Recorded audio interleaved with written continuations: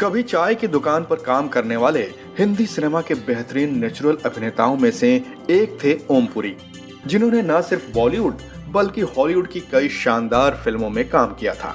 18 अक्टूबर 1950 को जन्मे ओमपुरी की मौत अचानक ही हुई थी।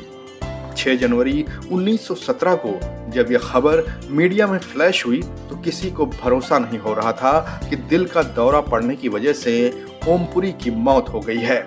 ओमपुरी के फैंस और बॉलीवुड भी अचंभित था कि आखिर एक हेल्दी मैन जो दिन में अच्छा खासा था, उसके साथ रात को कैसे अनहोनी हो गई। ओमपुरी की डेथ एनिवर्सरी के मौके पर आइए लहरे को दिए एक पुराने इंटरव्यू को सुनते हैं, जिसमें ओमपुरी ने अपनी फिल्मी जर्नी के बारे में विस्तार से बातें की थी। तो चलिए जानते हैं ओमपुरी का बॉलीवुड से लेकर हॉलीवुड तक का सफर कैसा रहा था। 80 में एक सीरियल बना था ज्वेल इन द क्राउन, तो उसमें 3 एपिसोड्स में, पहले 3 एपिसोड में मैं था।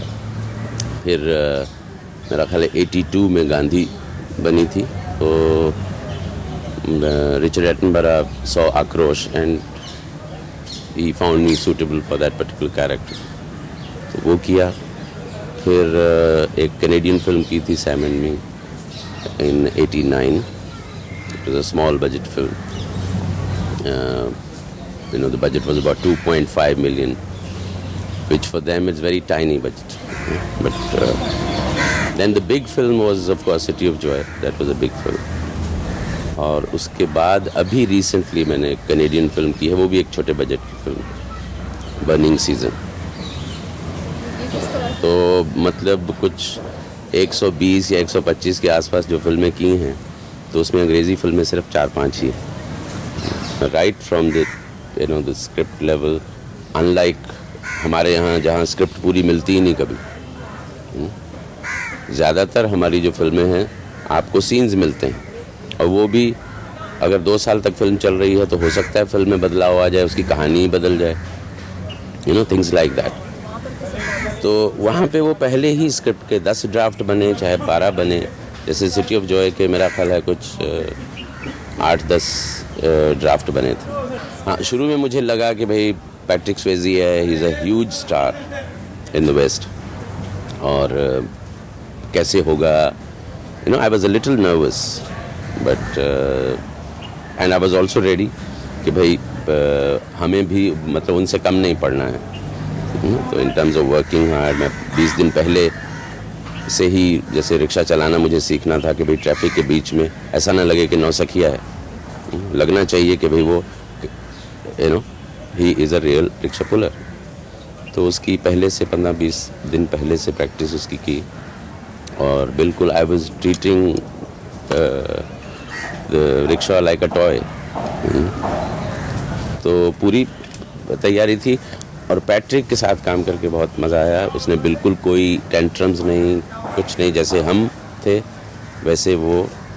और जबकि वहाँ पे उसको बहुत सारी और फैसिलिटीज़ मिलती, जैसे फ़र्ज़ करो सेट पे शूटिंग कर रहे हैं तो हम दोनों को एक ही, जो उन्होंने वैन बनाई थी मेकअप रूम के लिए या आराम करने के लिए इन बिटवीन द शॉट्स, तो हम दोनों एक ही वैन शेयर कर रहे थे। तो किसी तरह का कोई स्टारी टेंट्रम्स नहीं थे, और इतनी डिस्पैरिटी नहीं थी जितनी हमारे यहाँ होती है।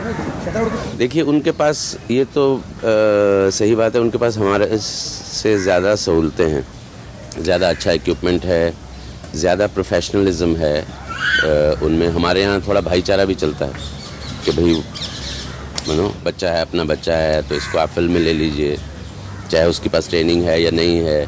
वहाँ आपको किसी भी डिपार्टमेंट में आने के पहले आपकी क्वालिफ़िकेशन होनी चाहिए उस डिपार्टमेंट के लिए। वो शुरू करते हैं रनर से, तो 2 साल तक एक आदमी उसको रनर ही कहते हैं, before he gets a card और व्हाटएवर। फिल्मों में भले ही ओमपुरी की अदाकारी का कोई जवाब नहीं था, लेकिन उनकी निजी लाइफ हमेशा विवादों में रही थी। ओमपुरी की पत्नी ने पति पर मारने पीटने जैसे संगीन आरोप लगाए थे। इतना ही नहीं, दावा तो ये भी किया गया था कि ओमपुरी के दूसरी औरतों के साथ रिलेशन भी है, जिस पर कई बार ओमपुरी अपनी सफाई भी दे चुके थे। और इसका जिक्र ओमपुरी की बायोग्राफी में भी किया गया है। फॉर मोर वीडियोस सब्सक्राइब लहरे डायरीज।